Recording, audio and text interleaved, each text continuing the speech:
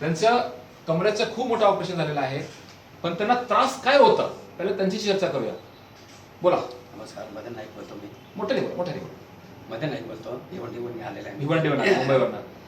तर मला प्रथम इथे जेव्हा आलो मी एकदम याच्यात टाकून आला मला व्हीलचेअरमध्ये. व्हीलचेअर आला तुम्ही? चालता येत नव्हता? चालता बिलकुल येत नव्हता एकदम, आणि पाय जरा सुद्धा जमिनीवर टेकत नव्हता.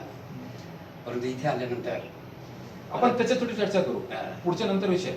मला जेव्हा तुम्हाला मी ओपीडीला चेक केला, तुमचा डावा पाय हलतच नव्हता. बिलकुल नव्हता. उजवा पाय 20-30% कमजोर झाला होता, डावा पाय 80-90% कमजोर झाला होता किंवा पॅरालायसिस झाला होता. पाय हलत नव्हता, पुढे मागे पण हलत नव्हता, उचलत नव्हता पाय.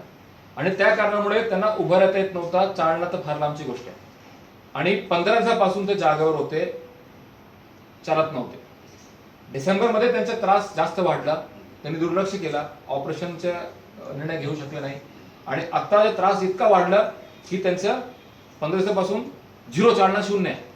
आणि सगळ्यात खराब की लघवी संडासचा त्रास झाला. 15 दिवसापासून त्यांनी संडास पण केली नव्हती.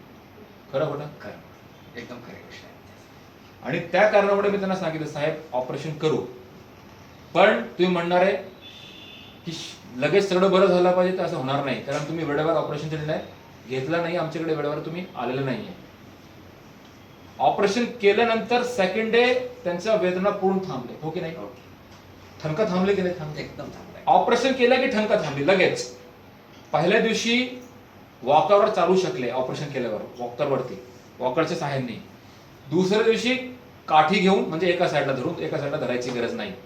आणि कालपासून सुट्टा चालायला लागलेला आहे, काल सकाळपासून. खरं खोटं? एकदम खरं. आज त्यांची परिस्थिती अशी आहे की ते आनंदी आहेत आणि चालू एकदा अजून चालू दाखवा, आनंद वाटतंय, अजून चालू दाखवा एकदा सर्वांना. लोकांना कॉन्फिडन्स येईल की हे माणूस पण पॅरालिसिस झालेला पेशंट पण चालू शकतो आपल्याकडे.